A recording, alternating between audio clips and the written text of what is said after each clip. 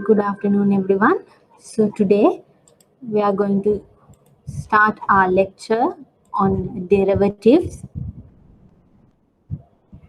So, we started studying about the structured financial products in detail, and one such structured financial product is derivatives. Derivatives is an instrument that was developed mainly focusing on hedging risks. Hedging risks meaning to cover your risk exposure. This instrument is used. That's the primary use of this instrument. Okay. So throughout this lecture, we will go into detail on to what types of derivatives are available and the differences and the risks that they actually cover. Okay. So derivatives, which is a structured financial product, is a security whose value is dependent on an underlying security. Now that is very, very important.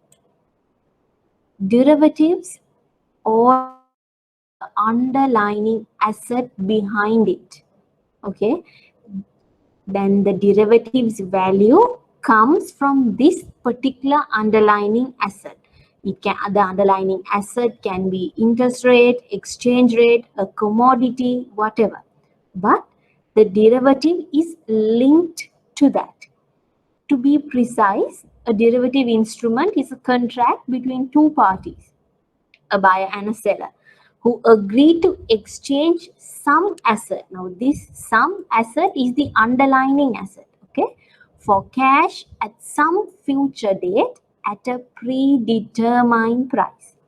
Now, what so many students confuse is they confuse the derivative with the underlying asset. They think it's the same thing. No, it's two different. Derivative is linked to another asset. Derivative is just a contract that you get in that on a future date you will exchange another asset. It can be a interest rate, it can be a commodity exchange, it can be forex exchange. Okay. So derivative is just a ancillary component covering covering some risk of that asset. Now, if it's foreign exchange, what derivative covers is the foreign exchange risk.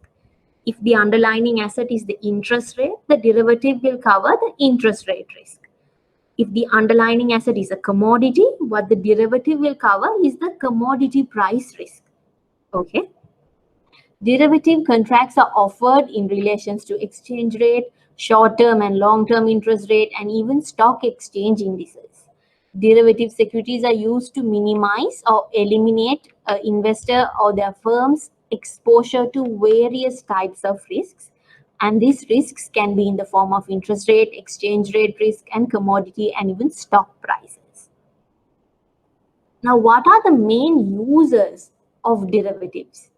Why was a derivative introduced? So at the beginning of the lecture, I told you the primary vision or the primary purpose that derivative, a structured financial product called the derivative, was introduced was to mitigate or to cover risks.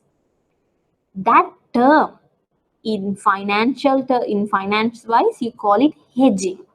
Okay, so in the future when you're writing anything, if you say you're going to mitigate your risk, you're trying to reduce your risk, what you ideally mean is you're trying to hedge your risk. So the primary use of derivative is hedging. So who is a hedger? If someone bears a risk,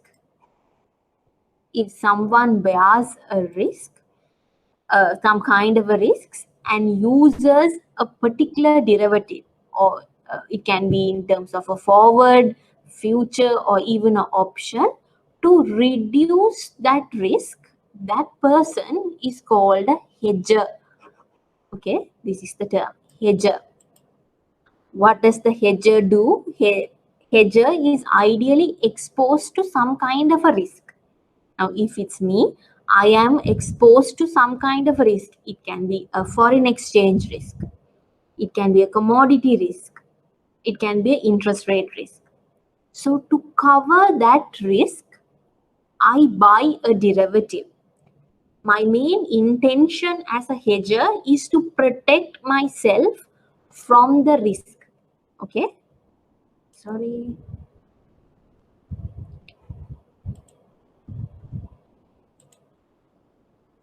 It's been a very long time. Okay. So my main motive here is to protect myself from the risk. My motive is not to earn or maximize income or leverage income out of the risk. No. What I'm trying to do is I'm trying to mitigate my downside. Downside meaning the risk, the possibility of a loss, I'm trying to mitigate.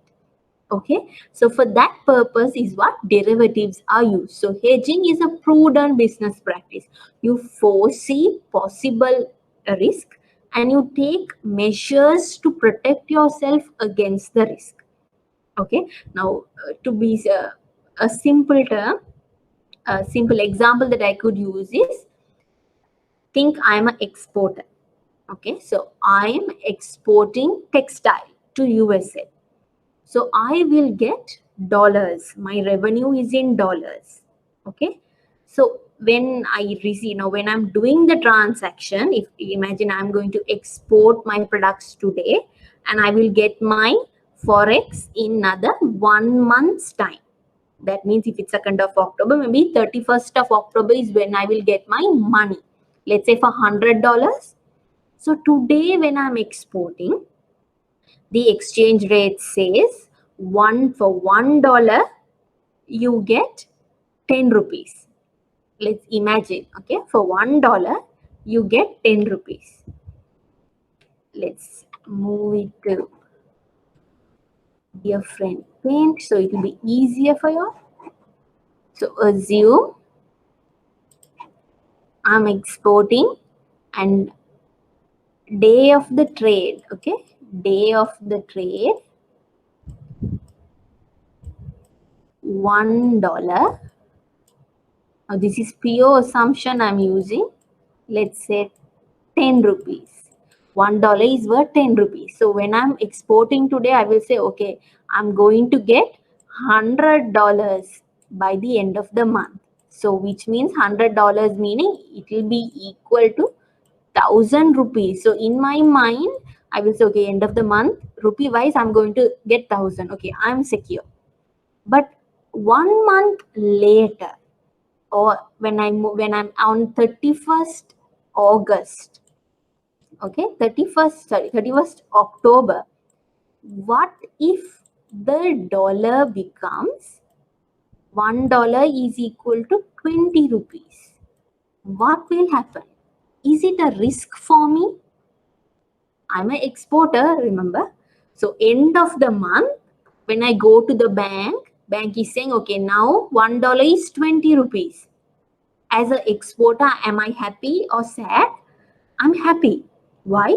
For each dollar on the day of trading, for $1, I only got 10 rupees.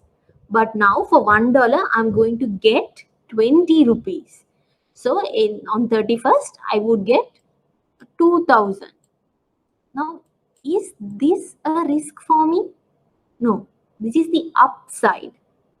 So if something like this is going to happen and I'm anticipating this to happen, do I want to hedge myself? No. I'm anticipating the rupee to appreciate and the dollar to depreciate. Okay, the rupee value is now increasing. Dollar, which was worth 10 rupees before, now it's 20 rupees. Sorry, dollar is appreciating, rupee is depreciating. Dollar, earlier I had to pay 10 rupees to get $1. Now I have to pay 20 rupees to get a dollar. So dollar is becoming expensive, but rupee is becoming cheaper, depreciating. So if I am anticipating a depreciation as an exporter, I wouldn't hedge myself. But what if Sri Lankan rupee appreciates? What if the dollar depreciates? Now that is the risk as an exporter that I will face. This is an ideal scenario, yes. But what if on 31st when I go, bank is telling me, no, look here, $1 is now going at 5 rupees.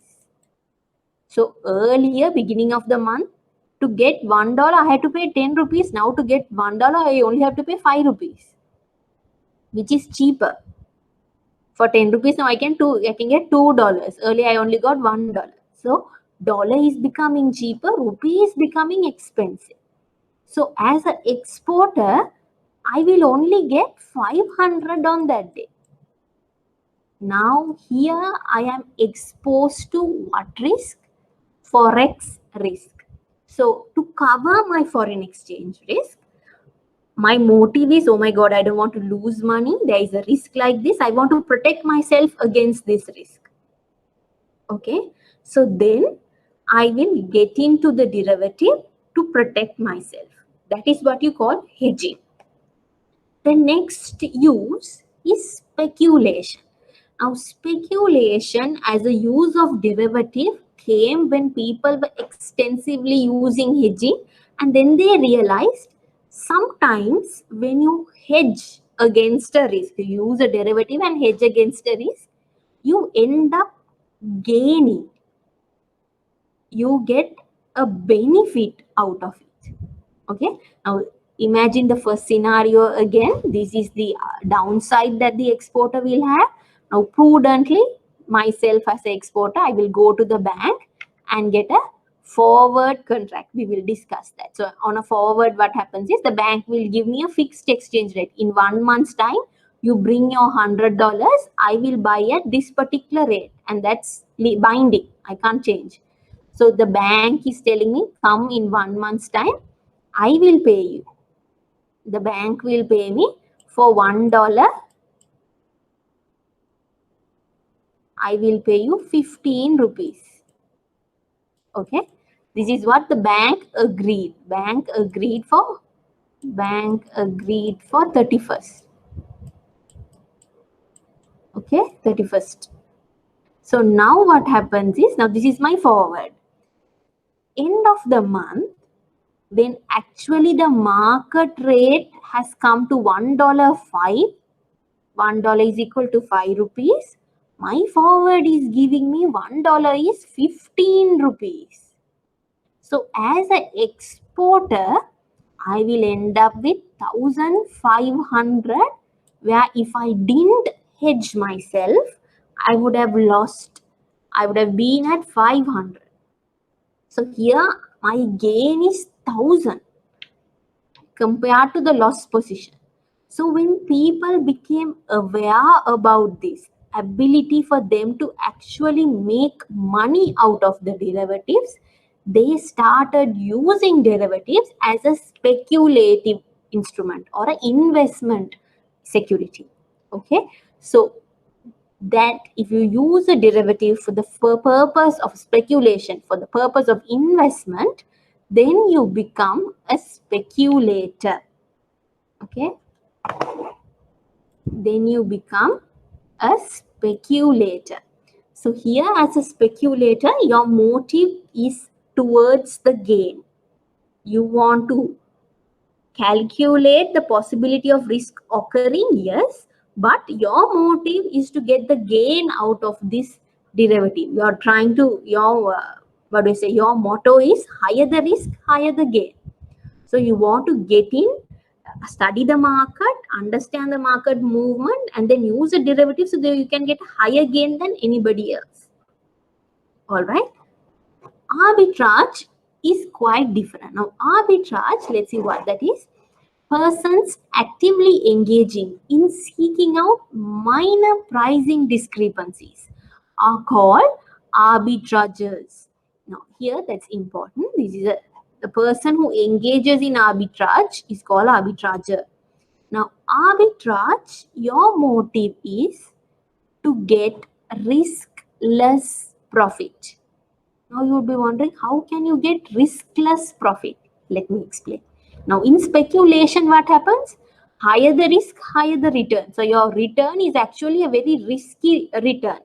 But here, under arbitrage, you're trying to get riskless profit out of small pricing differences in two markets. To give a very good example, in Colombo, let's say a particular dress. Okay, let's say there is a clothing shop. a clothing shop which sells dresses, and that dress is 3,000 if you buy from the Colombo store. Okay, but there is a similar branch of that particular store, let's say in Anuradhapura. Same store in Anuradhapura, the same dress is available, but Colombo it's 3,000. Over there, it's about, let's say, 1,500, depending on the ability to pay. So 3,000, over there, around 1,500. Now, what happens is, you can say it is the same product, two different markets, but the pricing is different. There's a pricing difference. So what will the arbitrager do? He will understand. What he will do is, he will buy from Anuradhapura and supply to Colombo at the Colombo's price.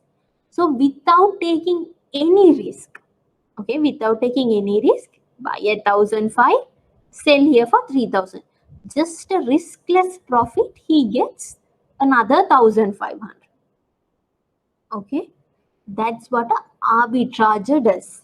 He will see the discrepancies in the market, buy from there and sell here.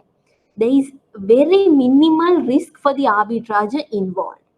But because arbitrage essentially happens when the market is inefficient. If the market is efficient, the price of one product has to be similar anywhere.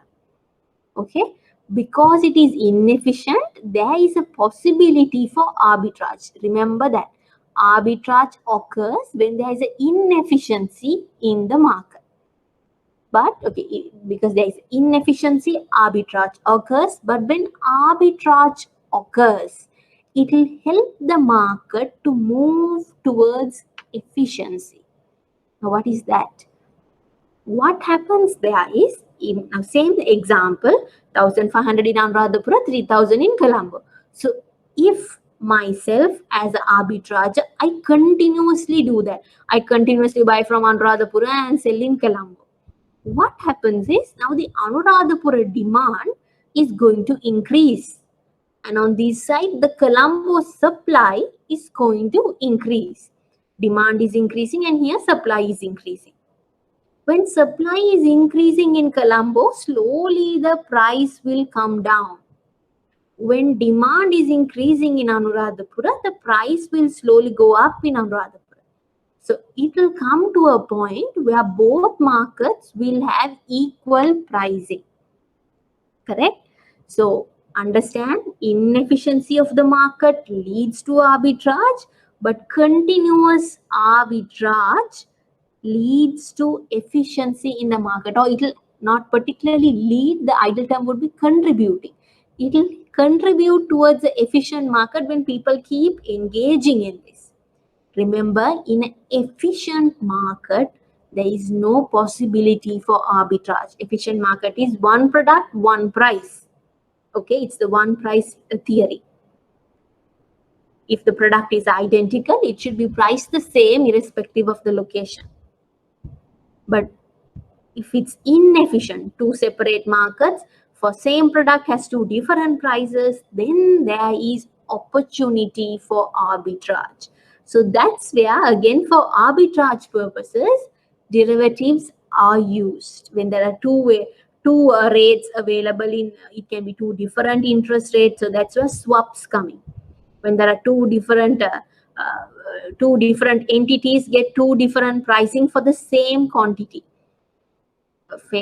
Imagine both of them are borrowing 1 million each, but both of them get two different interest rates. So then they could swap it.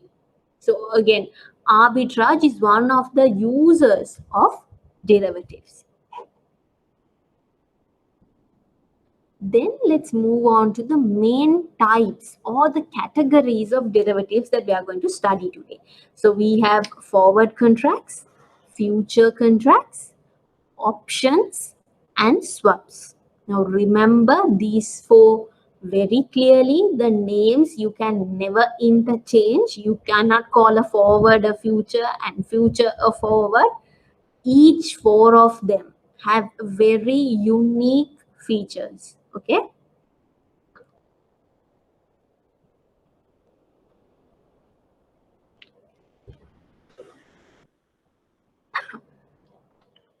So before we move on to the slide, let me give you a small brief on what it would be like.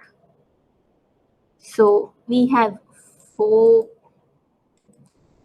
types of derivatives. Forward is the most common. That's why you call it's the first, because this is the most common contract that you get in even the most developing countries or the developing markets. When you have a very developed market, yes, you see forwards and futures along with, or actually all four will have higher dominance. But again, even in a developed market, forward and future is more highly dominating. But if you take developing markets like even Sri Lanka, we have a higher, as a derivative, the higher product that we have, or the higher dominance in the market is from the forward contract derivatives. Forward contract derivatives is a binding derivative. Okay, remember the word, it's binding. Once you get into the derivative, you cannot get out of it. Okay, once you get into the derivatives, you cannot get out of it. Now remember, in the earlier scenario, what did we have? We had on the trade day, we had $1 at 10 rupees. Then on the settlement date, okay, let's say on the settlement date, you have two possibilities. Okay, you have two possibilities. One is $1 can be 20, or you have $1 becoming 5. Okay, now this, remember, this is as a exporter.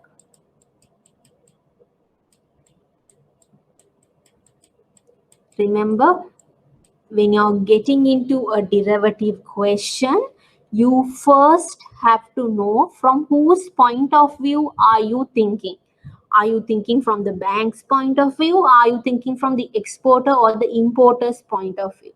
That is very, very important, because from the person's point of view, the gain and the loss is different. Okay. So you have two possibilities of occurring. Imagine, or let's say the exporter, myself, being prudent enough, I go to the market and I get a forward. So on the, what happens is, on the trade day itself, I get into the forward with the bank, and the forward gives me $1.15. Okay, so this happens on the trade day itself. I get into that agreement with the bank. Now, once I get into the agreement with the bank, I have to honor it. If I don't get the money, or if the rate is bad, I can't get out of it. I have to honor it. I'm bound to honor it. Let's say I didn't get my $100. I have to buy $100 at least and settle the bank. It's a binding contract that we both have. Okay. So imagine if scenario 2 occurs. If scenario 2 occurs, excellent. Exchange rate is now $1, 5 rupees. When I go to the bank, I get 15 rupees per dollar.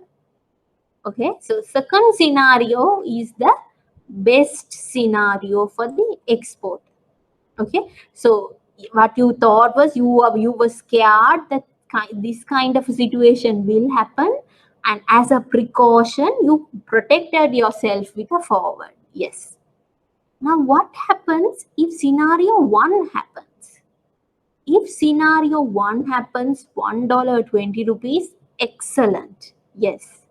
But if you have protected yourself with such a forward, can you get out of the forward and go to the market and get the 20 rupees? No.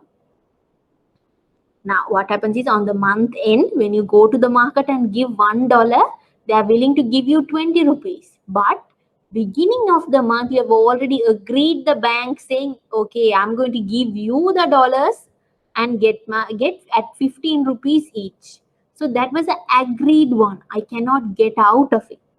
So forward is a binding where even though it's going to be a loss, I can't get out of it. Okay, so you have to compare and see.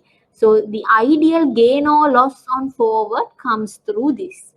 Okay, futures is a more standardized product. Again, something like this which covers the risk, but forward is more customized.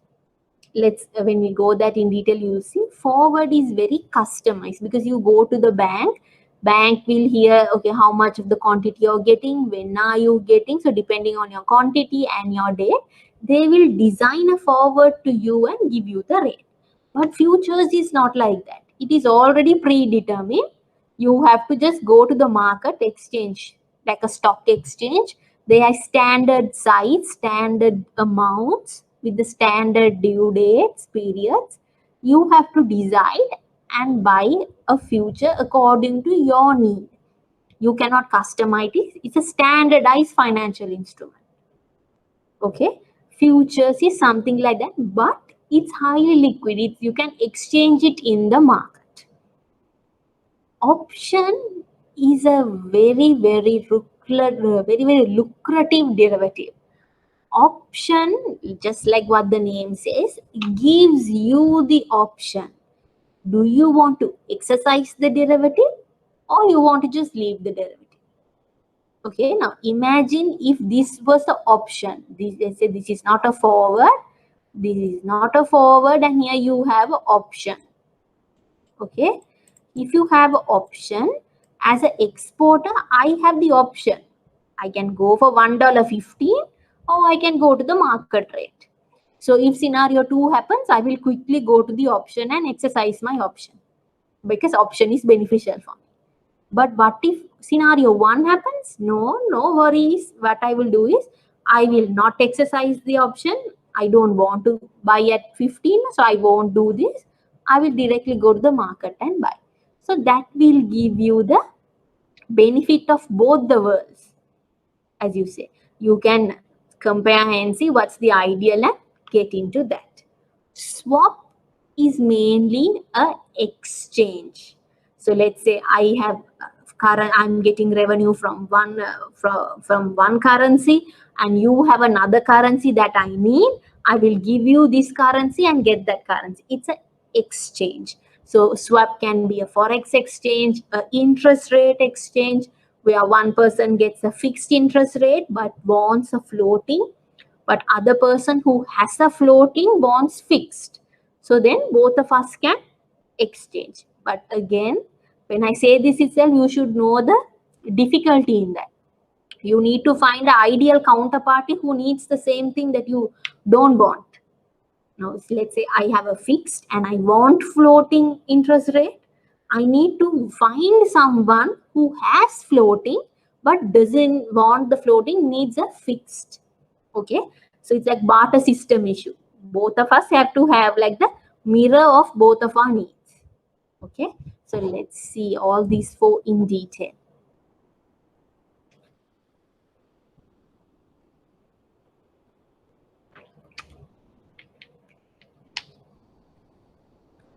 So forward contract, like what we just discussed, is a customized. Now that's important. We are listing out features. It is customized. It is legally binding commitment or contract. You're legally bound by it to either buy or sell an asset. It can be both ways. Now, as an exporter, I have dollars, and as an exporter, I am selling the dollars to the bank. Okay. If I am an importer, I will buy the dollars from the bank. I'm not talking from the bank's point of view. I'm talking from my point of view. If I am an exporter, I have dollars in my hand. Do I need to buy dollars again from the bank? No. I need to sell these dollars and get rupees. I want to buy rupees from them and sell the dollar. Okay. If I'm an importer, I need dollars. I need to import, right? So if I have to import, I have to pay my supplier in dollars. So I need to buy dollars from the bank and I will sell them rupees. Take my rupees, give me dollars is what an importer does. Okay, so that's why you have buy or sell an asset as or at a specified date. Now this is important. They have a specified date and a specified price, which is a forward price. Now this forward price, especially when we go into the forex discussion, you will see how they calculate the foreign exchange forward. So many students think that the forward price is like a guess. They say, okay, we depending on the current market scenario, they will guess whether okay this must be the for exchange rate at the end of the month, and they will predict that. No, there is a calculation involved, a theory called interest rate parity. So based on that is where they forecast the forward price. For forward contracts, there is no payment until the maturity. So when you get into the forward, you don't need to pay advance. There is a fee charged, yes, obviously, but there is no you don't have to pay an initial deposit or anything. There is no payment involved until maturity. It is on the maturity date that you have to do the full payment. And another feature is it is traded in the over-the-counter market due to its customized nature. Now this we even discussed in our second lecture, over-the-counter market and exchange market, remember? So what happens over-the-counter market when you're studying it? Think of it like this. As a banker, when a customer comes to your counter, you are going to have one-to-one interaction with the customer, correct? So you're going to ask what the customer wants. Let's think about an ideal scenario in a branch. When the customer comes to the branch, the cash counter, each customer will have different requests. One customer will want to withdraw, one customer wants to deposit, one wants to withdraw 100 rupees, one wants to withdraw 1 million. So the quantity, the need is drastically different. So for each one of them, you need to cater. Just like that, forward as well, for each one's need, I will, as a bank, the counterparty will cater for. Now, in the earlier example, I as an exporter, in 1 month's time got $100. You as an exporter going to the same bank, you will get $1 million again in 1 month, but your quantum is higher. That you can be another third person coming in. Yes, $1 million, but I will get in 6 months time. So depending on the differences in the nature of the contract, the forward prices will change. So you need to have, it's a more customized product. Therefore, it is not traded in an exchange, like in a stock exchange where it's standardized. No, it is over the counter. You have to approach your dealer and get the forward contract. Okay. The terms of the forward contract involve the underlying asset, the quantity or the number of units or shares, date of delivery, and the price at which the exchange will be done.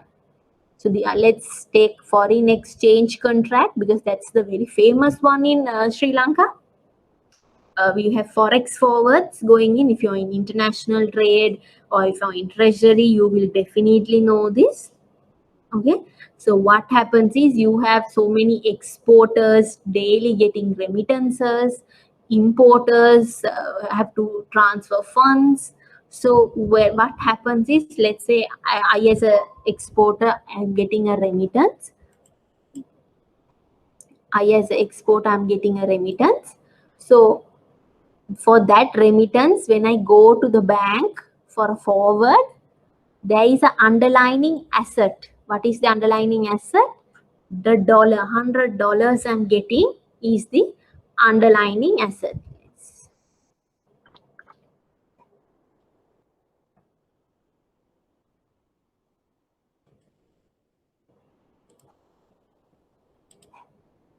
So the underlying asset is the dollars. Okay.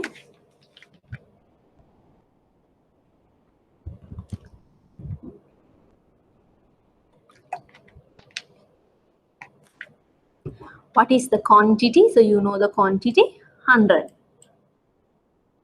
Date of delivery in 1 month's time. So you agree in 1 month's time you will deliver the $100.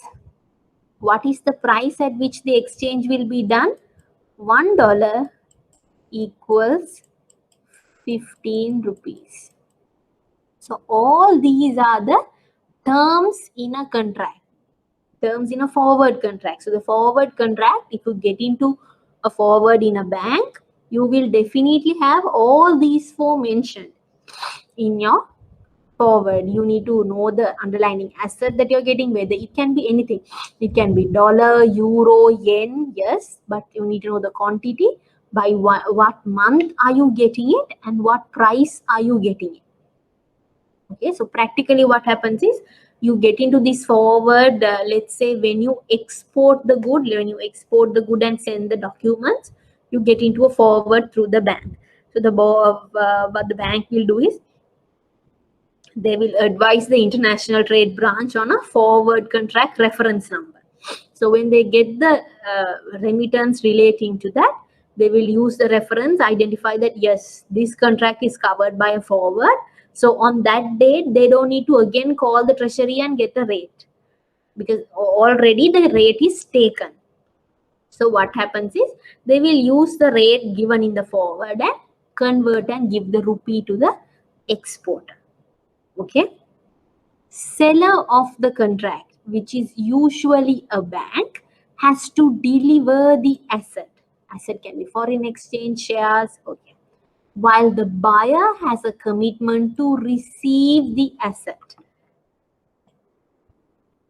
Thus, the seller of the contract is in a short position while the buyer is in a long position. Now, these two terms are very, very important.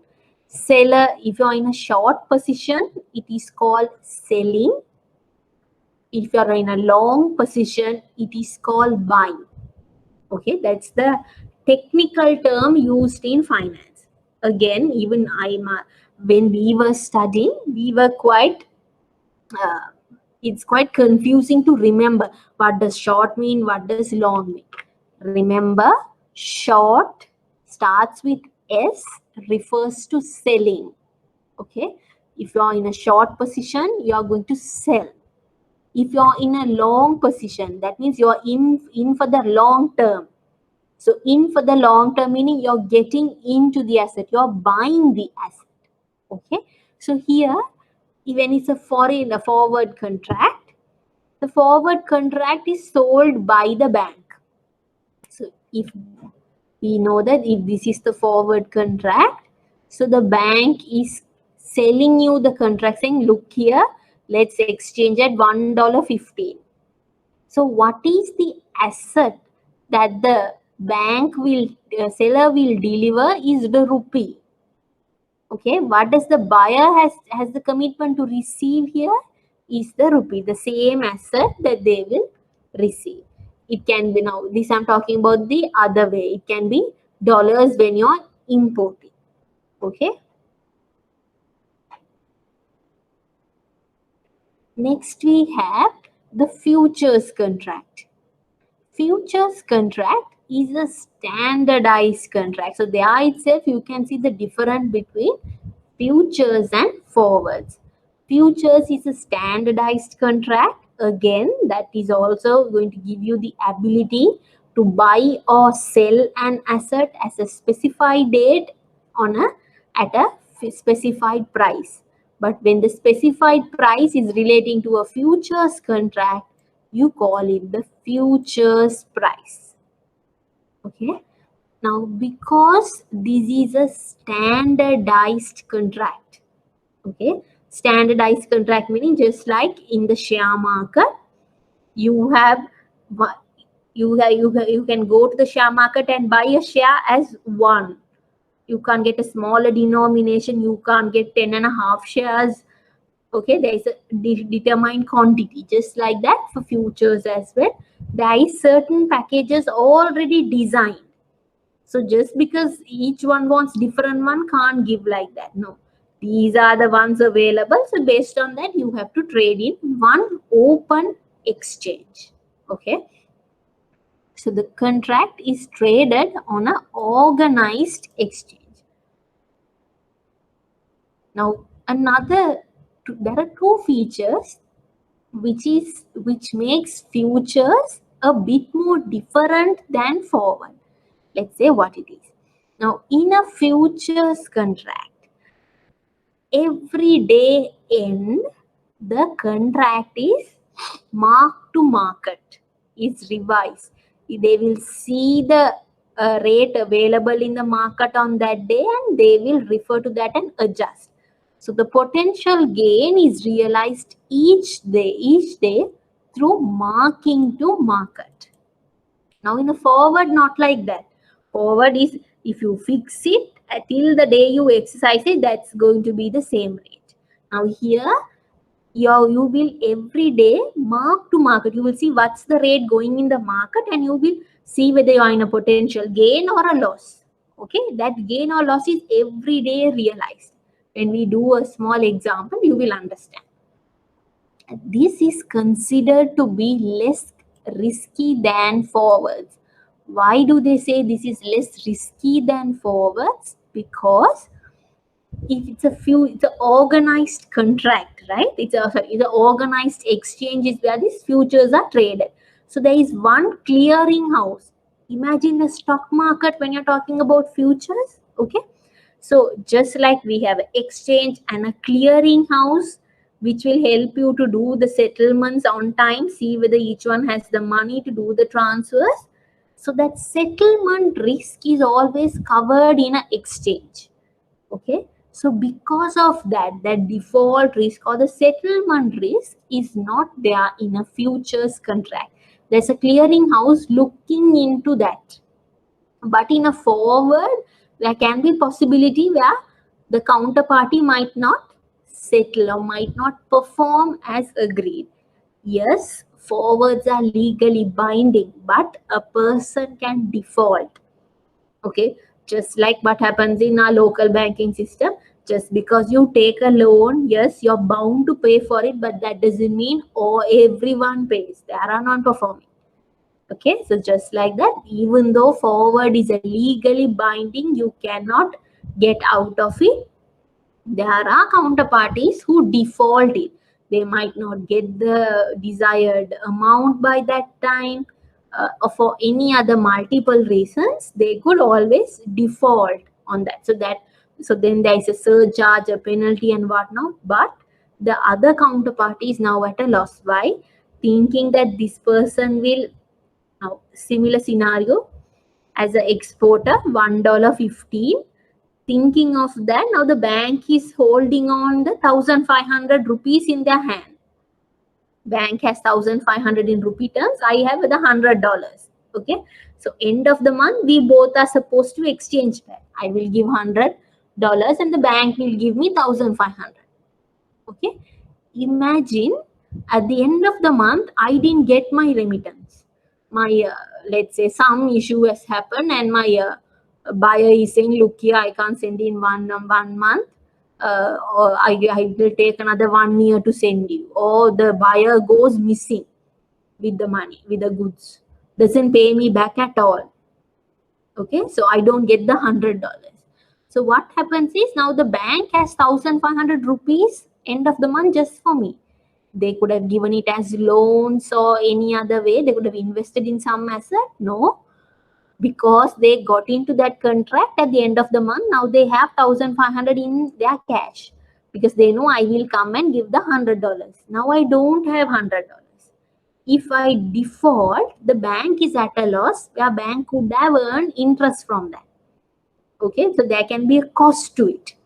So that's what happens in a forward. If someone defaults, the counterparty has to bear the cost. Yes, the bank might charge me a penalty, but at the first instant, it causes an inconvenience. Futures, it can't like that. You have certain margin requirements, certain deposit requirements, and because it's exchange, it's done through a clearing house, one common clearing house that ensures the settlements happens. The default risk is also minimal. Okay, that's how you call futures less risky than forward. So futures prices fluctuate every day. Therefore, all contract positions are marked to market at the end of every day. So that also we'll get into an example and see that in detail. Futures involve a margin requirement. Now, this is another very unique feature to the futures contract. Now, when we got into the forward, what happened? Today, I told the bank in 1 month's time I'm getting $100 and I got a rate. Now, did the bank tell me, look here, you at least deposit $5 in your account, deposit $5 in the account, and then on that particular date you bring the 95? Nothing as that. At the end of 1 month is when the $100 payment has to be made. But in a futures contract, no. There is a margin requirement. There is a minimum deposit that has to be kept. Something like that. Now, think of a normal banking scenario. Let's say a normal current account in your bank. Okay, normal current account in your bank. When the person comes to open the current account, what is the opening deposit? I think in state banks, what happens is the opening, when you open a current account, you have to deposit 100,000. Okay, as I recall. And the minimum balance. So when you open, first instance, when you open the current account, you need to have 100,000 in the current account. You have to make a deposit of 100,000. Okay, but throughout, after you open, when the time goes on, every day the minimum balance should be 25,000. It can't fall below that. If it falls below, there's a penalty charge to the customer. That's the requirement. Your minimum amount balance should be 25,000. Okay, just like that, in a futures contract, what happens is when you get into a futures contract with someone, okay, that somebody, looking at the contract value, it can be a percentage or absolute term, they will say, okay, you put an initial margin of, let's say, 20 rupees. Okay, initial margin of 20 rupees, and your maintenance margin is 10 rupees. So what happens is when you get into the futures, you have to pay the 20 rupee as the deposit, as the margin.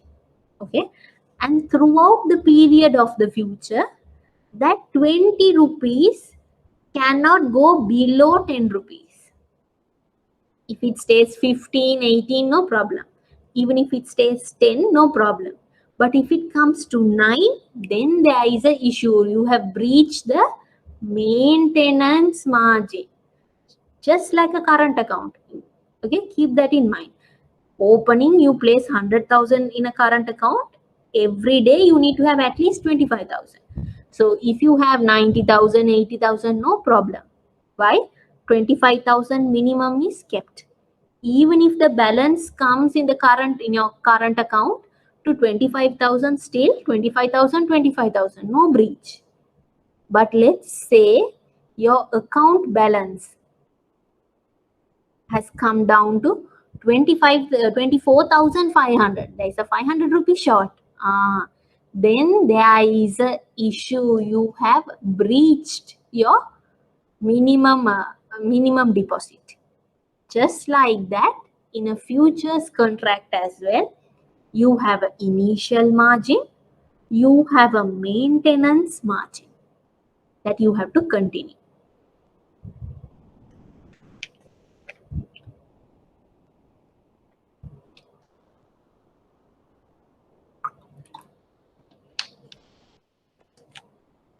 So why do they have these margins?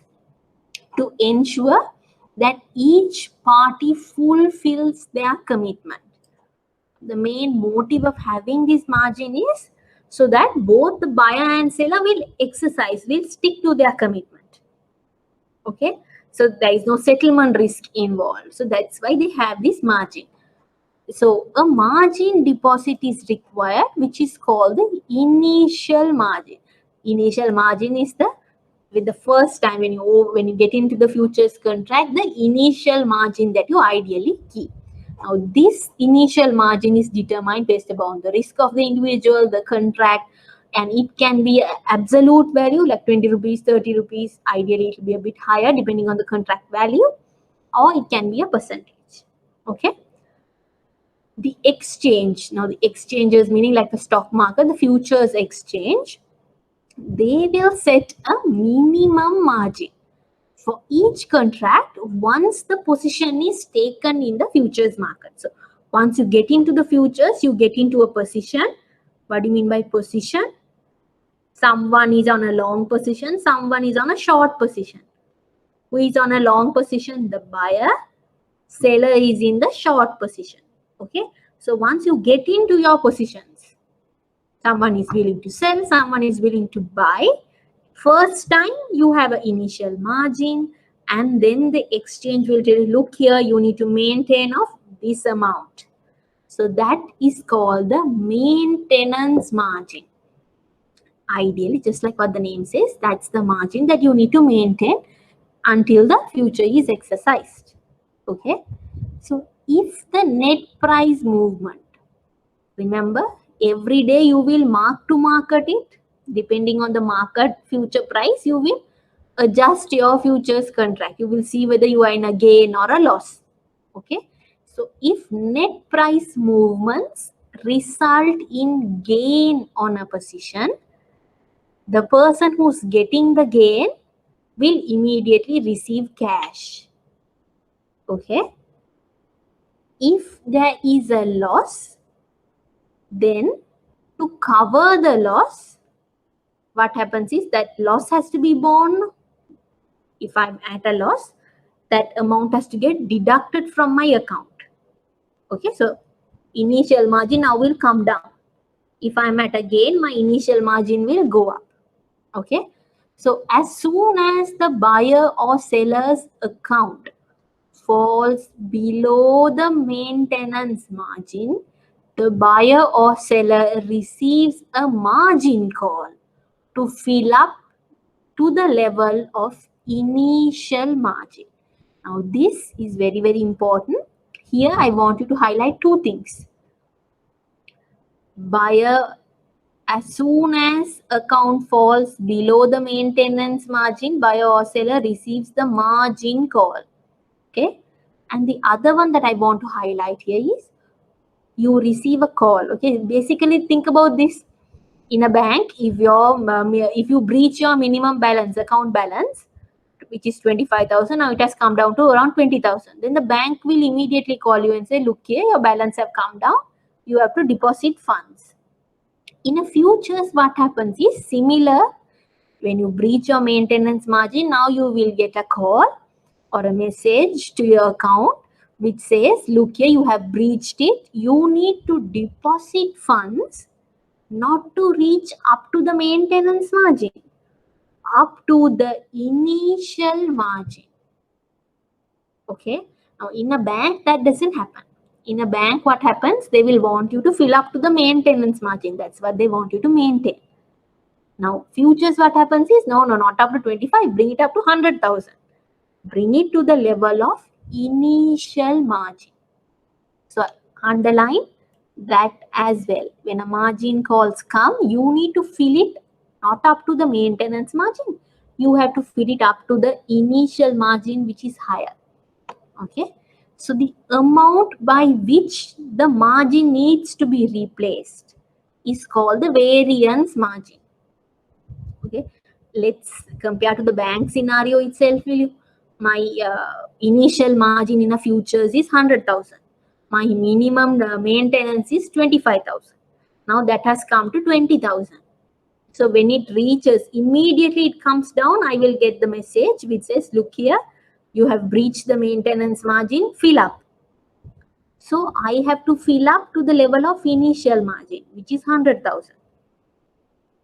So from 20,000, if I have to fill it to 100,000, my variance margin is 80,000.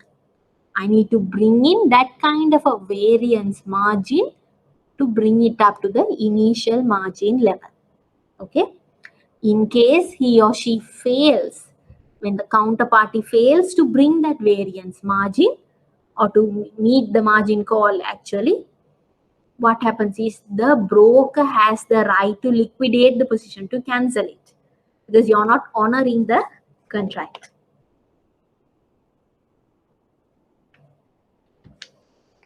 Okay, you're not honoring the contract. So let's see that on a graphical basis, what happens.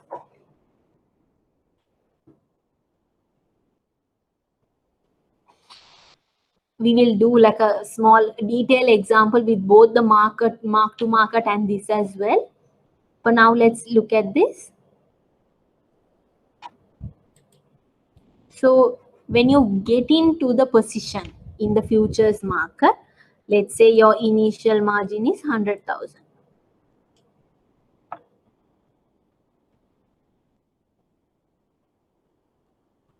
Okay.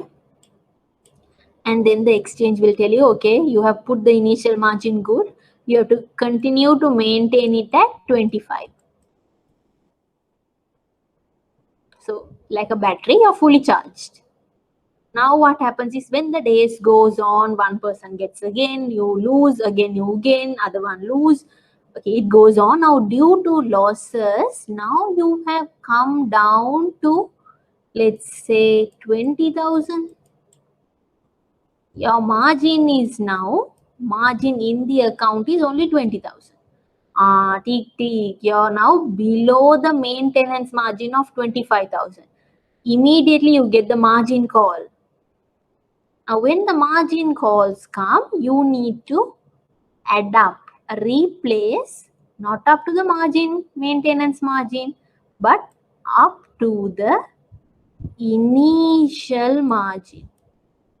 Now, if it's 20, you have to bring it to 100,000.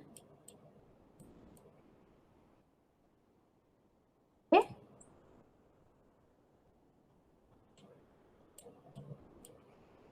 So that topping up amount is called, now here you have to bring it to initial margin of 100,000. So topping out amount, the variance would be 80. You have to top out by that amount from the amount that it was below. Okay, do you understand? Simply that's how it works. But remember the term, initial margin is when you get into the position, the very first margin that you need to place. Maintenance is the minimum margin that the exchange tells you based on your contract, the minimum margin that you need to maintain throughout the period. If you breach the maintenance margin, if you breach the initial margin, no call. If you breach the maintenance margin, now you get a call. Look here, you have breached the minimum. That is the maintenance margin that you need to maintain. You haven't maintained it. So once you get the call, you have to fill up. You fill it up till the initial margin. So the amount that you fill up by is the variance margin. I hope you're clear. Now let's get into this example. Okay. Now here, let's say this is the very first instance that you get into the future. Okay. The very first instance that you get into the futures, you take the positions. So the buyer is willing to purchase cotton at $90.75 and the buyer is also willing to sell at that price. Okay, so this is the price fixed. Now we know every day you mark to market it. The exchange price, you have to bridge it and see who is gaining, who is losing. Okay. Now this 90.75, you agreed for it. Good. Now next day now when the trading is happening, oh, my futures has now gone up to 93.5. Okay, now the price has increased. If I am a buyer, let's say I'm talking from this one's position, okay, I am the person who's buying cotton. If I'm buying cotton, now yesterday I agreed to buy cotton at 90.75. Today, same amount of cotton is 93.75, 3 rupees higher. Oh, thank God, I am now at a benefit. I can now, it's at 90.75, whereas in the market it's 93.75. So, buyer is gaining. Okay, buyer is now gaining the position. He is at a benefit. Is he not? He contracted at a lower price. Now the price is higher. So buyer is at a benefit. What will happen to the seller? Okay, there is no better color for me to use. So what will happen to the seller? Now seller agreed yesterday. Again, if myself is the seller, I agreed to sell it at 90.75. Today it's going at 93.75. I could have sold $3 higher. I am at the losing end. I lose. Buyer gains. Okay. So the person who gains will get this $3 to the margin. The seller who is losing will get $3 deducted from the margin. Okay. Now the next day, now this is 25th, 26th. On 26th, what happens? The price comes down tumbling from 93.75. Now it comes down to 90.25. Now 90.25 meaning, oh my God. Now the buyer is thinking, I can buy it in the market for 50 cents lesser. Okay. Now you are comparing it with this, no? 50 cents lesser. Okay. Now then you are at a loss. Buyer is at a loss now. When the futures price decrease, when the futures price increase, buyer is in a gain. Now what will the seller do? Now the seller says, I agreed at 90.75, now it's 90.25. Thank God, I'm getting at least 50 cents higher, 50 pennies higher.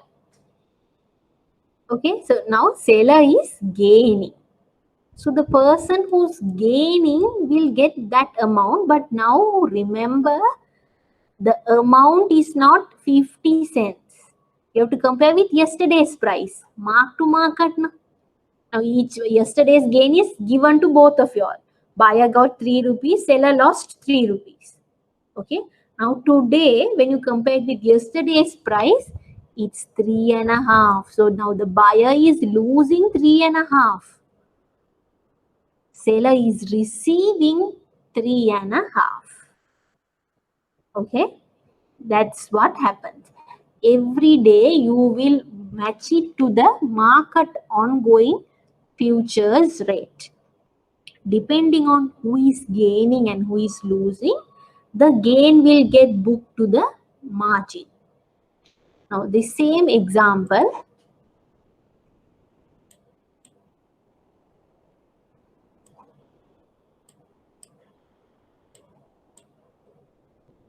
okay, also let's say on this side,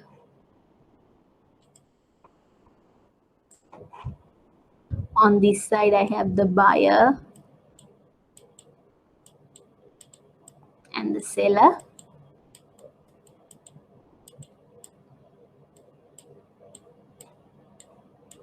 And let's say now, remember, both of them have to keep the margins, not just one person.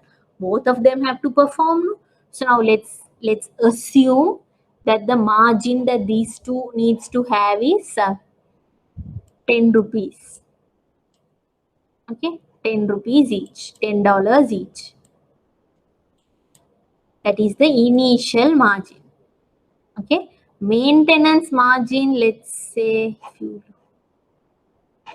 maintenance margin is 7. $7 is the maintenance margin. Okay, $7 is the maintenance margin. Now, first instance, when this happens, 90.75 to 93.75, now the buyer is gaining. He's benefiting now. Okay. When the buyer gains, buyer will now get this $3. So buyer will get $3 to the account, and now the margin is at $13. Okay. What happens to the seller? Now the seller is losing. So seller loses $3 and ends up at $7, exactly at the margin. Does the seller get the margin call? No. Just at the maintenance margin, you're there. You didn't breach it still. Good. Now next day what happens? Next day, now the buyer is losing. Buyer is losing 3.5. Here you are losing 3.5. Then you end up at 9.5. Okay, $9.5. Now your margin comes down to that. But here you get 3.5. So you get 10.5. Okay. Now let's say again tomorrow, same situation continues, and the buyer is now losing 3.5. Again, buyer is losing 3.5. That means seller is gaining another 3.5. So seller's margin will now come to $14, whereas buyer is again losing 3.5. The same scenario is, let's say it's repeating.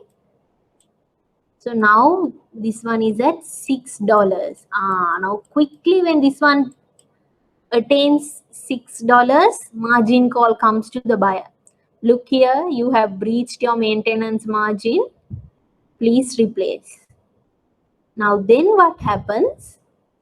Now this one has to replace. This one doesn't have to replace. So no transaction for this one. They add 14 itself. Okay.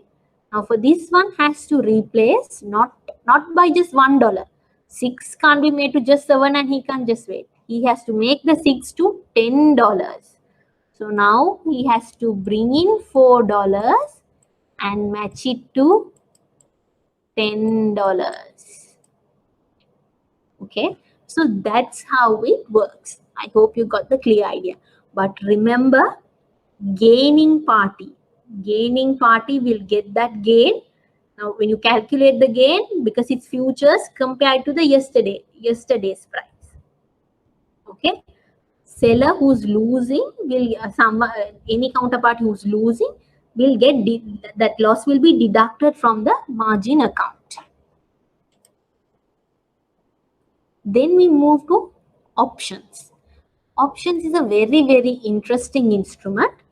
It's a contract that the holder gets. So holder is ideally the option buyer. Now what does that buyer gets? He gets a right, not an obligation.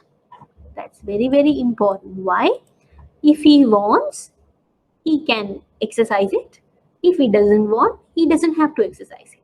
It's not an obligation, a right that person has. So something like this. It's a right to vote. I can vote if I want. If I don't want, no. I'm not obligated. It's not an obligation. I am obligated to pay my loan. It's not my right to pay the loan. Because you got into the contract, you got the money, you have to pay back your loan. Okay, simple as that. Now you get a right. Now what is this right?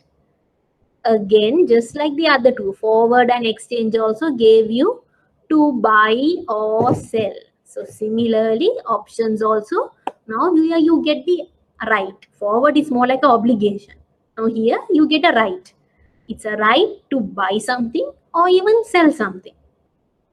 Sell an underlying asset at a future price, at a future specified price. Now in forward, the specified price was forward price. In future, the specified price was futures price. Now in option, you call it the strike price or the exercise price. Okay, that's the agreed price. Now when will you exercise it? Either you can exercise it on one particular date or within a particular time. Why I'm emphasizing on that, I will come back to you. On a particular date, on one particular day you can exercise, or you can exercise within a period of date. Okay, now option buyer or the contract purchaser, the option contract purchaser does not have to exercise the option. It's not mandatory for the person to exercise. Okay, it's not a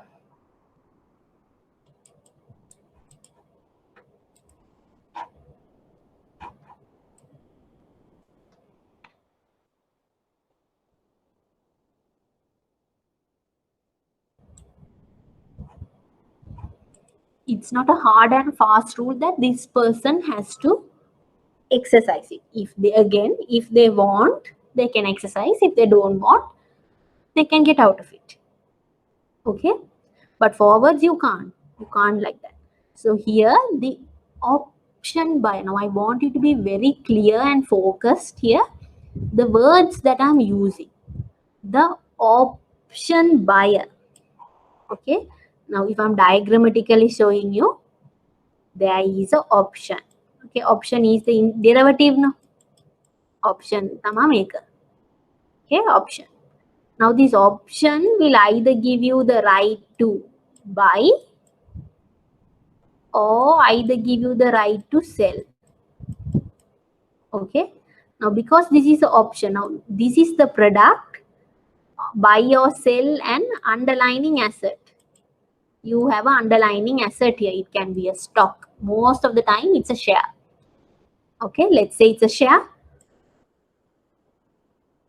It's a share. This is the underlying asset. You can either buy that asset or sell that asset.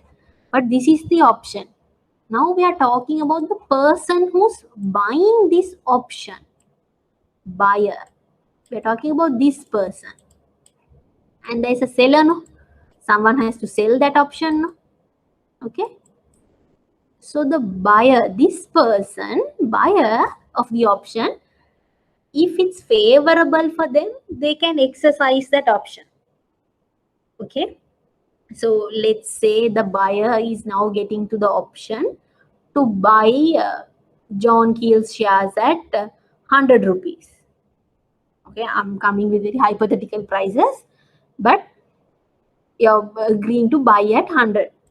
Okay, buy at 100 in 1 month's time. Again, on 31st October, you will buy John Keel's share, one share at 100. Okay, it's rupees 100. Okay. Now, at the end of the month, when you go to the stock exchange, when you go to the stock market, you can see that John Keel's share is trading at 150. So, if I'm going to the market and buying, I have to buy 150 to purchase one share. Now, I have an option with me where if I exercise it, I can buy the share at 100. So, am I at a benefit or not? Yes, I can get at 50 rupees lesser. So I will quickly exercise the option. Okay. But what if I go to the market and now the price is at 80 rupees? Yeah, I have the right to buy at 100, but now if I go to the market, I can get an 80. Why am I buying it at 100? You say, okay, I don't want to exercise the option, keep it. I go to the market and buy at 80. Okay, simple as that. In the option, you can always get out of it. It's not mandatory for you to perform. For the buyer, okay, we are talking from the point of view of the buyer. The seller is obligated to, because you sell it, you are obligated to act. If you are selling an option to buy something, or if you are selling an option to sell something, moment the buyer exercises as a selling party, you're obligated to do it. But the buyer option buyer has a right. He is not mandated to do anything. If he wants, he can exercise. If he doesn't want, no need. Remember that. That's very, very important. This right to exercise is with the option buyer. Okay, so if the option is favorable, the option buyer will either buy or sell the underlying asset. If it is unfavorable, the option buyer will not exercise the option. Now we are going to the contract seller, which means the option seller.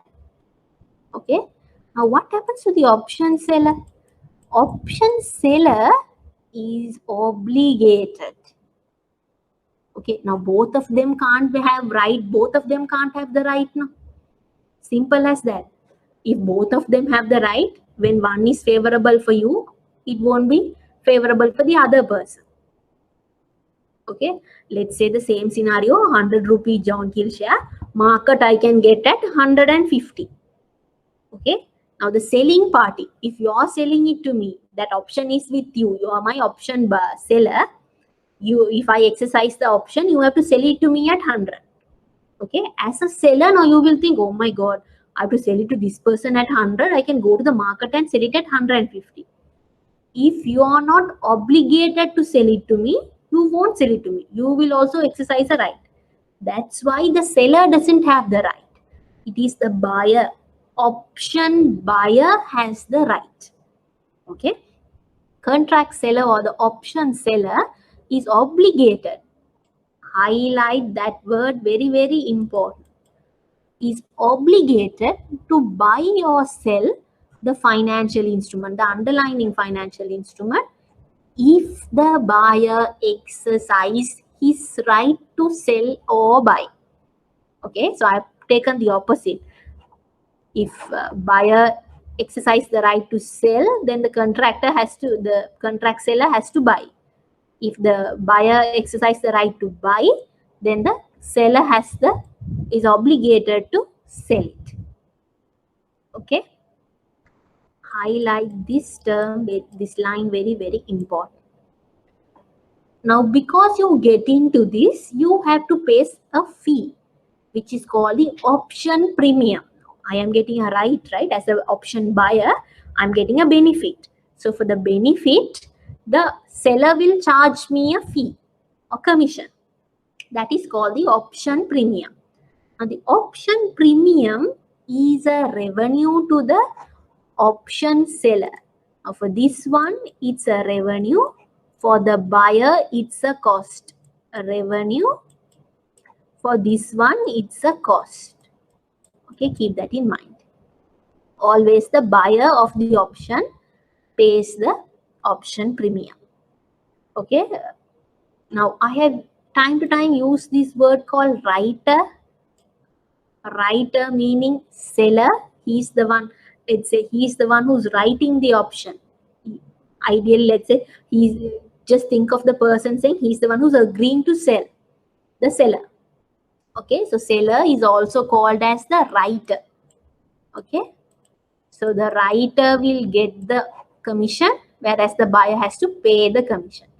Now, let's say the buyer exercises the option, then when you get the benefit or the profit, the price that you exercise and the market price you compare. Now, similar to that, 100, I get 100 rupees, I can exercise it, but the ongoing market price is 150. So as a buyer, my benefit is 50 rupees. Can I exactly say 50? No, I would have paid the option premium to the seller. So 50 minus that option premium is my real benefit. Now, let's say option premium is 10 rupees. Then my gain is only 40 as an option buyer. If you're the seller, for you, the 10 rupees is the revenue. Okay. From the 10 rupees, you will deduct the difference from the strike to the market price and see whether you're in a net loss or a gain. Okay. Let's say the maximum that you can have is the option premium in full if the strike price and the current market price are the same. We'll see that when you go to the diagrams. Okay. So if the buyer does not exercise the option, what does the buyer lose? I lose my premium or the commission paid in full. My cost is 10 rupees if I don't exercise it. Okay. Options can be categorized or classified into different types. Okay.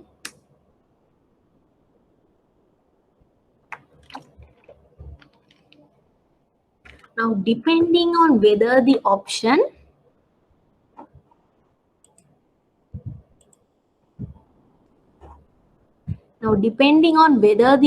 is giving me the right to buy or the right to sell, the type of the option will differ. Okay, so now here you can see, if the option is giving me the right to buy, that option is called a call option.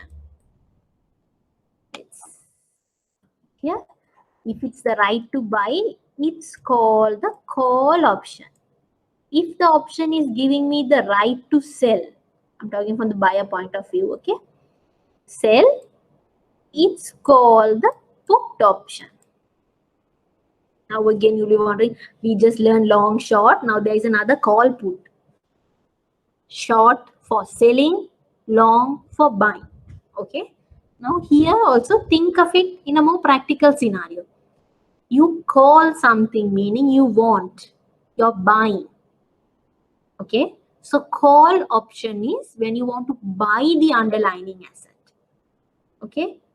You're putting something, put. Put option is when you get out of it. You're going to sell it. Simple as that. Okay. Call option. Think about the two names. Call. You want something, so you're buying. Put option. You're putting it away, so selling. Simple as that. Okay. So call option gives the option buyer the right to buy. Highlight that. Call option gives the option buyer the right to buy. Put option gives the right to sell to the option buyer. Okay. Option buyer has the right to sell that underlying asset at a particular price. So depending on that, it's a call option or a put option. There is another way that you can again classify options. It's American option and European option. Okay. Now European, now always remember why they've named this in such that the cultures are so different. Now American is a more free style, a more democratic, very, very free and open. Europeans are very strict, very cultured people. So Europeans are more strict. Americans are more open, more accommodative, flexible. Okay, so just like that, the European option tells you, look here, yes, you have the right to buy, right to sell, good, but you can only exercise it in one day. There is no period for you. If it's in a month, then on 31st October is when you can exercise. That is the European option. Option that can be exercised only on its expiration date, not before. If I get into the option of, if it's a European, let's say European call option, okay, I am the option buyer, it's a European call option. That means for in a 1 month. So in 1 month, ideally 31st October, I can buy that underlying asset. But on that date only. Can I buy it on the 29th? No. Can I buy on the 28th? No. Can I buy 1st of November? No. On that date is only I can exercise. Europeans are more open. Americans are more flexible. There you have a time period. It can be from the date you buy it till the maturity date. So from today till the 31st, any day you can exercise. Okay. Any day you can buy, any day you can sell your underlying asset. So European option which can be exercised at any time between the date of writing, from the date of selling that option until the expiration or the maturity date. Okay, understand, sir? So depending, that's why in the first definition you have within or at a specified period. So if it's within, American; at a specified period, European. Okay. There is another way that you can again split these options. Whether the option is very lucrative, depending on the exercisability, whether you will exercise or not. Now, how will you know that? Depending on your gain or loss. So there you have two types: in the money, out of the money. There is several texts have this other version called on the money as well. But when we discuss these two, I will explain in detail.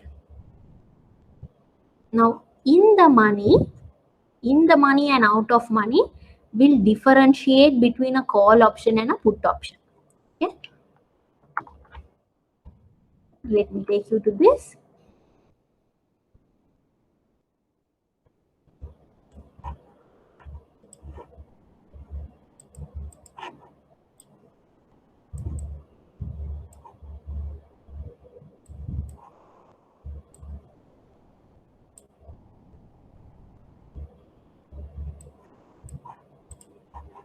So first, we are going to look into the call option.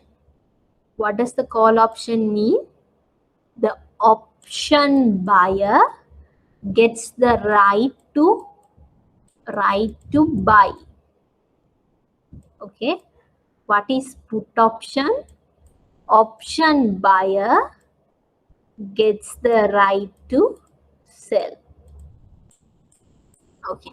Now here, same example, option buyer, myself option buyer. So now I have got an option which gives me the right to buy, let's say, one particular company's share, X company's shares. Okay. So let's see, currently in the market, the share price is going at $6.27. Okay. This is the current stock price. If my option exercise price or the specified price, remember the strike price is $6. Is it beneficial for me? In the market, I can buy it at 6.27.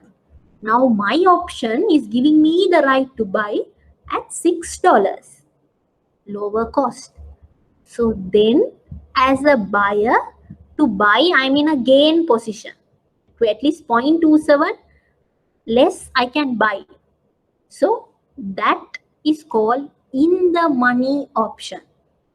When you gain, option buyer gains from the right to buy. Okay.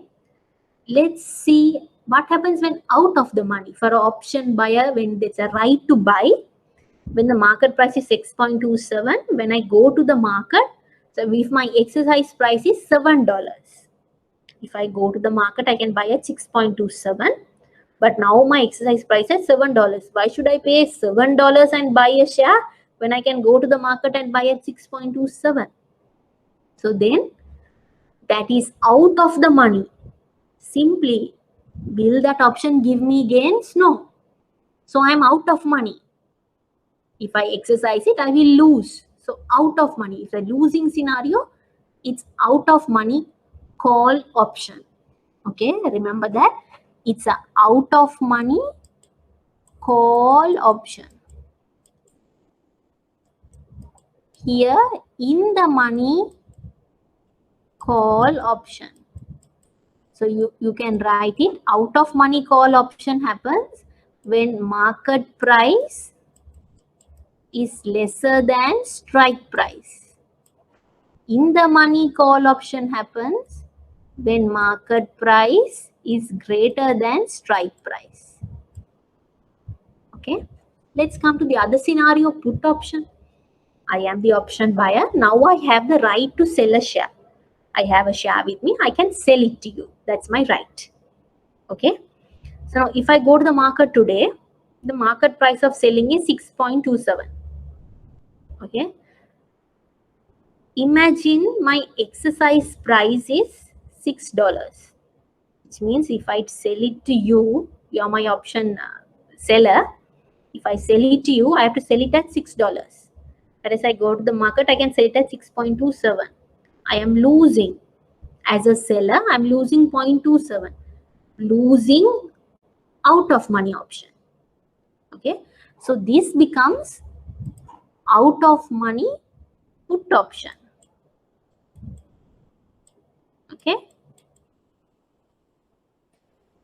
Same scenario, market is 6.27, but if my strike price, if my option price is $7, I can sell it to you at $7. If I go to the market, I have to sell it at 6.27. I'm gaining. Gaining, I am in the money. So in the money put option. So it's the reverse. So in the money put option, what happens? In the money put option is market price. So remember this is in the money. In the money put option, market price is lesser than the strike price. Okay, market price is lesser than the strike price. Then it's in the money. In a call option, market price has to be higher than the strike price. So the opposite. Out of money put option, what happens? Market price is higher than the selling price. Earlier, market price was lesser. In a call option, to be out of money, market price has to be lesser. But here, to be out of money put option, market price has to be higher. Okay. So this gain or losses, you can see clearly through a diagram. Okay, in your note, I have specified these diagrams. If we go to the note, there are some additional matters in the note where we have discussed the pros and cons and the differences as well. So how a future will differ from forwards are given, how a option will differ from futures are given. So look into that in detail.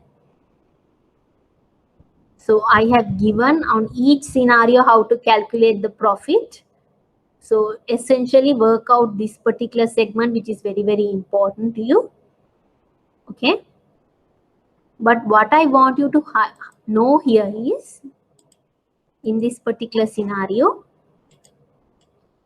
this is a put option, right to buy, right to sell. Okay. This is an option buyer, option seller. Okay.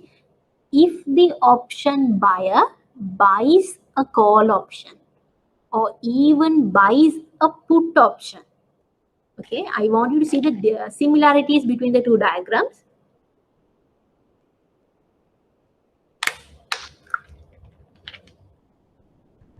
As a buyer, my downside is limited. Okay, my downside is limited to the premium. If it's a call option, the call premium, my loss is limited to the call premium. Here also in the put option, my loss is limited to the premium. But my gain is, oh my God, unlimited. Okay, it is unlimited. But what happens to the seller? Seller, both call option and put option, the gain is limited. Why? As a seller, option seller, okay, as an option seller, my revenue is the premium. So that's the maximum. But my loss is unlimited. So you can remember this payoff diagram. If you can remember this table, if you can remember just one diagram out of it, it's easy for you to replicate. Okay, CP, or you can go in alphabetical, call option, put option, buyer and seller. Okay, if you're in this particular diagram, the mirror image is what happens in a put option. Okay, the mirror image, if you flip it, mirror image is what happens in a put option. The same image upside down happens. Now this comes upside down to the seller. Then again from here to here, it's another mirror image. Okay, if you know this diagram, you can see whether the position is upside or downside. I have given it to you clearly in the note. So have a good read of it. Each scenario when the buyer or the seller of a call and a put option will benefit and the loss. Okay, I want you to really go into detail because this formula keeps differing. Okay, the profit and loss on exercising a call option to a buyer and profit or loss on writing a call option is different. The formula. So I want you to understand the formulas. But remember, as a writer or the seller, your major revenue is premium. Okay, your major revenue is the premium. Now this is on a call option. If you sell a call option, what happens?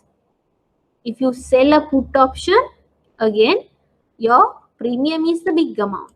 Then you have the difference. Whether your strike price and the underlying asset, the difference, then you nullify and see whether you are in a loss. Okay. So read this section very clearly.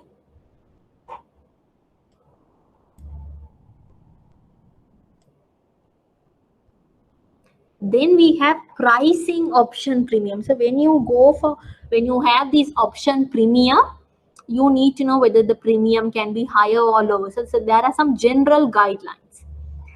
Higher the strike price, when everything else is equal, lower the premium on a call option and higher the premium on a put option. Okay. Now let's see what's happening. Higher the strike price. What happens when you are at a higher strike price? Now you are here, call option meaning you want to buy something. So when you buy something, you always look for the lower price. When your strike price is the highest, is it favorable for you? Unfavorable. So when the strike price is higher for a call option, the premium is low. Why? It's very unattractive. So for me to attract some people, I need to charge a lower fee as a seller. Okay, so as a seller, if my strike price is higher, you can buy at 1,000. When the market price is now only going at 100, the strike price is so high, I need to lower the fee and attract the buyers. Okay, but what if it's a very high strike price for a put option? When the market price is going at 1,000, put meaning you're going to sell the underlying asset. The strike price is 1,000, you can sell at 1,000. Everyone loves to buy such option. Then the premium has to be higher. Simple as that. Okay, higher the strike price, lower the premium for a call, higher the premium for a put. Okay, the other is greater term to expiration when everything else is equal, higher premium for both the call and put option. Okay, here you are not considering anything else, just the time to expire. Okay, so if you have time to expire like 1 year, this option is valid for 1 year, and imagine if it's American option, anytime you can exercise, the buyer is the one who's benefiting from it. Why? For a longer time, he can see the favorable position and exercise the option. Okay, he has a higher flexibility. So because the benefit is given to the buyer, the seller can charge a higher premium. Okay, the next is when there is a greater volatility in the prices.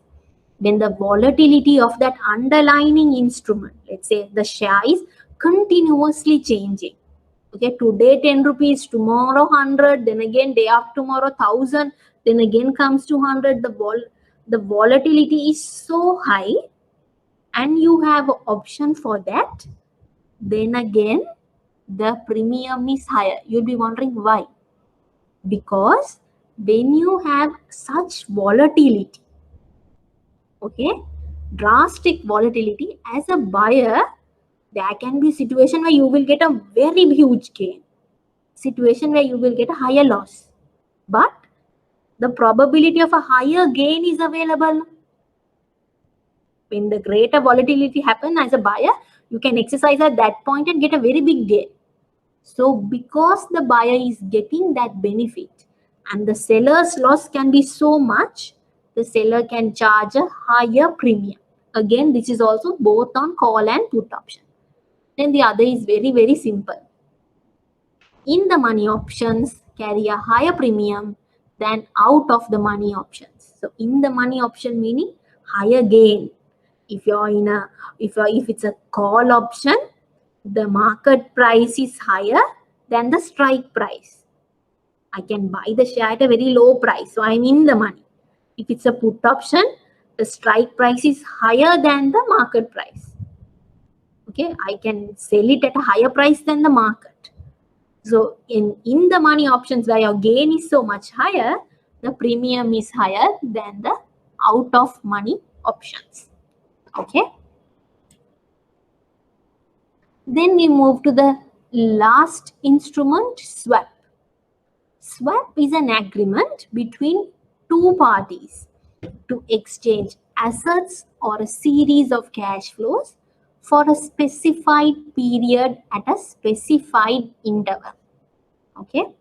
Swap contracts are again over-the-counter agreements like the forward contracts available for you to exchange a series of cash flows according to some pre-specified terms. Let's see what those are.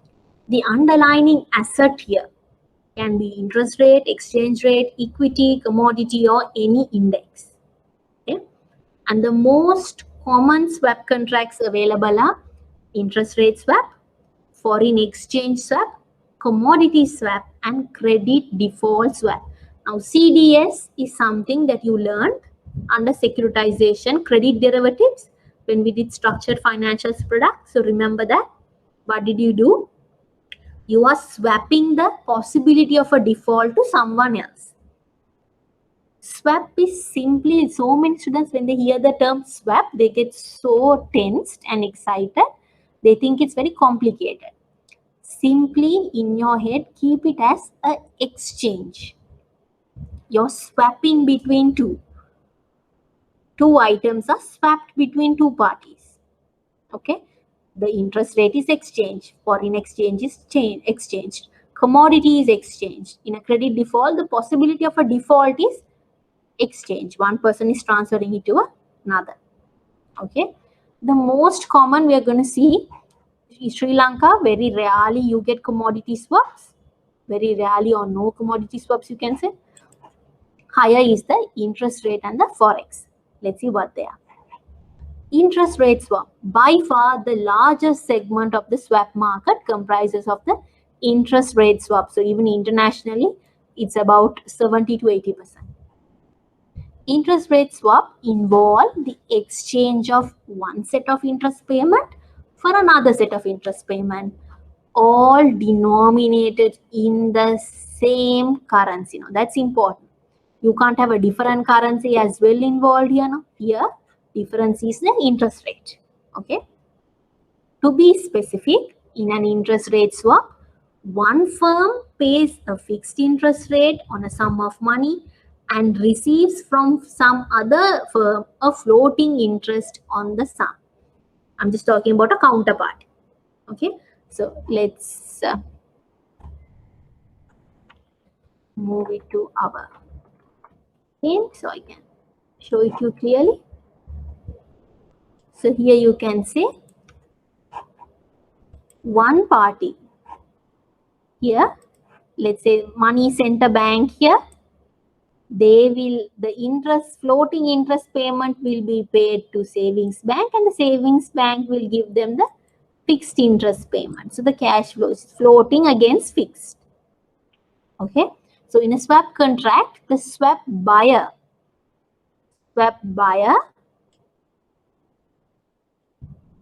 will make a number of fixed interest payments, and the swap seller in turn agrees to make the floating payments tied to some interest rate.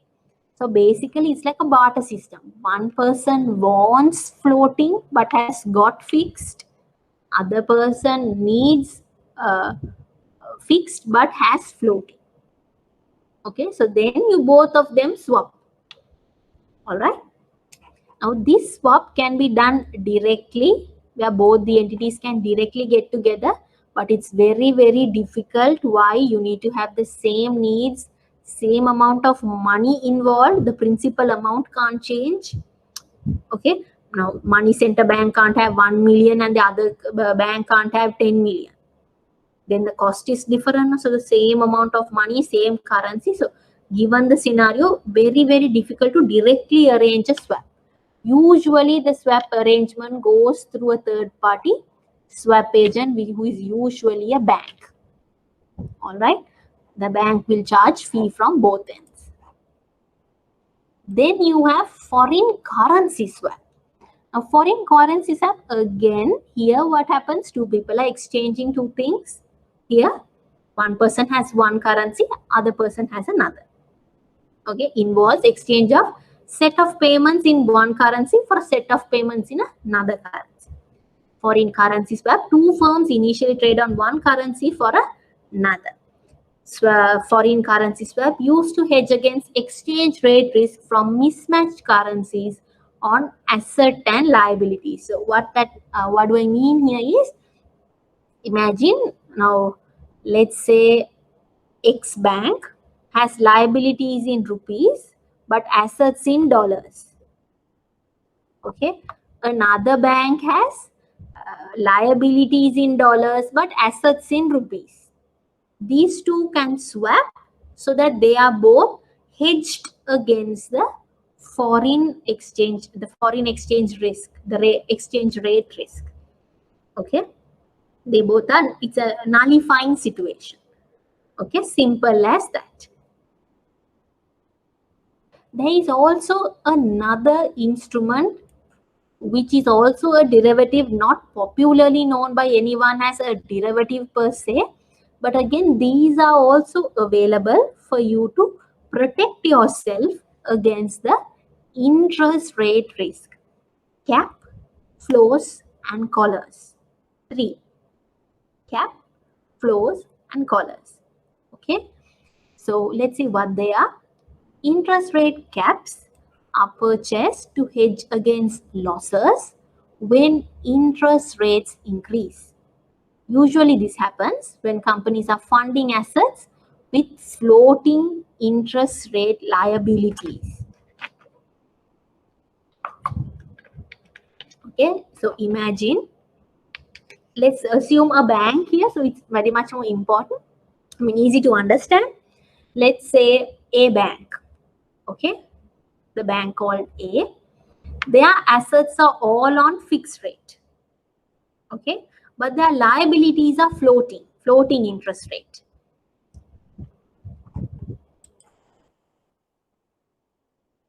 Okay,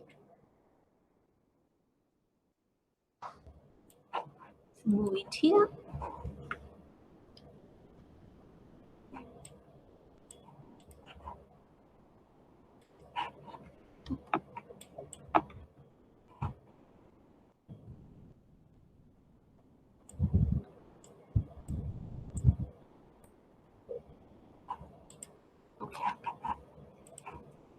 Okay, so what happens is, A bank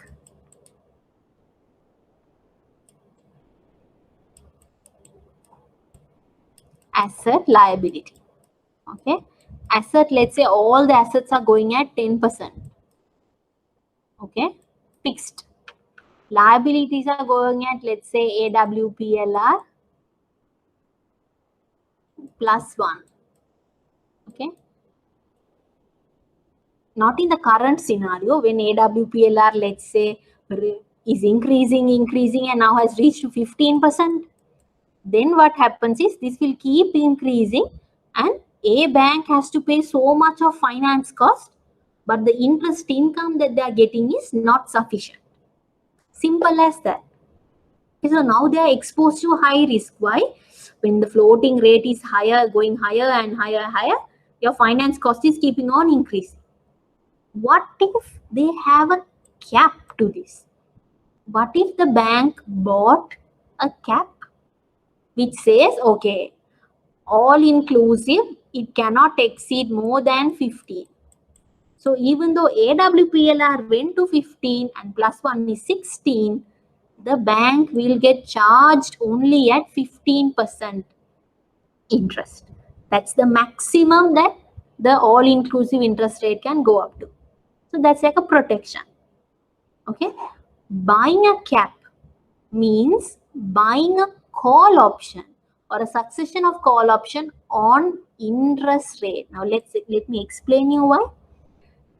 Specifically, if interest rates rise above the cap rate, which acts in a similar fashion to a strike price in an option, the seller of the cap, which is usually a bank, compensates the buyer in return for an upfront premium. Now what I'm trying to say here is, let's say this is, you're capping it at 15%, okay, and the interest rate keeps on increasing, okay, goes up to 20. Still you are protected, aren't you? Your maximum is 15. So isn't this similar to buying a call option? Why am I saying that? What happens in a call option? Even though the underlying assets price increases, it increases to 100 or let's say 200. If your strike price is 100, you're protected. You can buy the asset at 100. You don't have to buy it at 200. Do you see the similarity? Okay. Even though the underlying price keeps increasing, you're protected at 100 rupee. The strike price is at 100. Okay. Do you understand that? So again here, when you buy a cap, the other party, the party who's buying the cap will pay the premium to the seller of the cap. Okay. Yeah. Now here we have taken a bank as an example. Let's say this is a company. That will be less confusing to you all. And let's take this as a finance company, will you?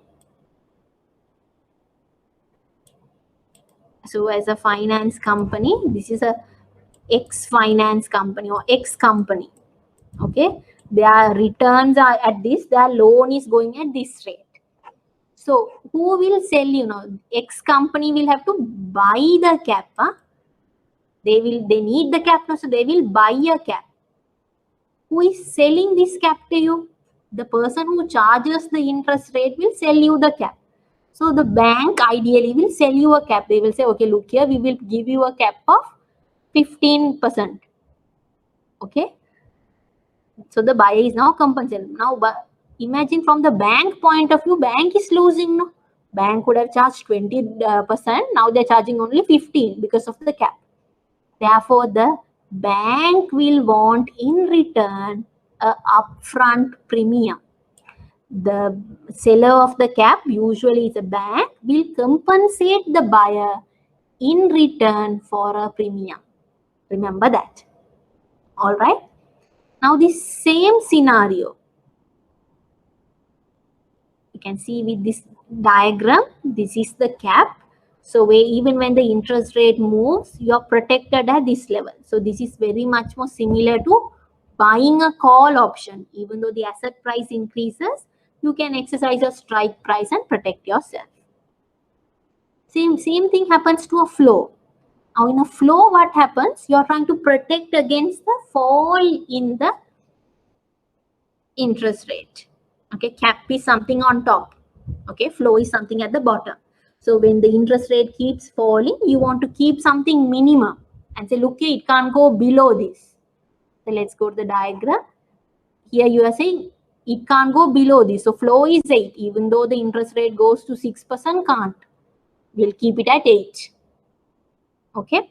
So this is done when the asset is in a floating rate. Are purchased to hedge against the financial institutions. Mainly it's the financial institutions who purchase flows when they have fixed cost liabilities but the asset is variable. Now let's say they have a fixed cost liability. Here it's at 10, the same scenario. Let's say here it's at 10. The liability is now fixed at 10, but the interest rate on the asset is reducing. It's now at 6, 7. It's further reducing. Now then they will put a floor. They will buy a floor which will protect them against the fall and maybe fix it. The floor will be at 8. Okay. So again, buying a floor is similar to buying a put option. See why? Your, let's say, flow is 8. Okay. Price keeps coming down. So this is similar. We are saying this is similar to buying a put option. Why? In a put option, you have the right to sell. Right to sell, let's say at 100 rupees. But the underlying assets price keeps coming down. Now the underlying asset price has come down to 50. Still, you're protected. Your strike price is higher. Okay. So because of that, flow is like buying a put option. All right. Again here, the seller will compensate the buyer in return for a premium. Okay. Why the premium is involved? The person who's selling the flow will now be at a loss. Okay. The person who's selling the flow could have, when the interest rate falls down, could have benefited from the interest rate. Now because you're asking them to put a flow, will now lose that benefit. Because of that, this again, the seller of the flow will charge a upfront premium. Now what is a collar? It's simple. Collar is when you have a flow and a cap. You have a cap and a flow which protects you from the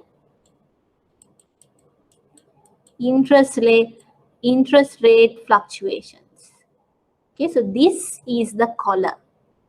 Okay, occurs when a firm takes a simultaneous position on a cap and a flow. Example, buying a cap and selling a flow. They can take both positions as well. The idea here is that the firm is concerned about the excessive interest rate volatility. Let's go to the slide. So here you can see cap is at 10, flow is at 8. So here you're concerned about the volatility in the exchange rate. You want to safeguard yourself on both ends. Okay. So because of that, you will have both covering you or defending you, and that is called the collar agreement. Okay, it's called the collar. Cap is something that you impose when the interest rates are going up. Here is something when flow is when it's coming down. Collar is when there is the fluctuation, the volatility in the interest rate is so high. All right. Here also one person benefits, one person loses, and the counterparty, the seller, always gets the premium. All right. So with that, we are done with derivatives. Please have a thorough look on the note, because I would have in detail given you the differences and the futures. The same thing that we discussed, but I would have given it to you in detail in writing. So have a look at that. And with that, we will wind up the lesson on derivatives. Thank you so much for listening.